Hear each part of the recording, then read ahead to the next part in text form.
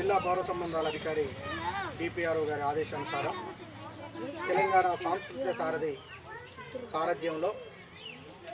రాష్ట్ర ప్రభుత్వం ప్రతిష్టాత్మకంగా ప్రవేశపెట్టినటువంటి హరితారాన్ని విజయవంతం చేస్తూ వాటిని రక్షించాల్సినటువంటి బాధ్యత కూడా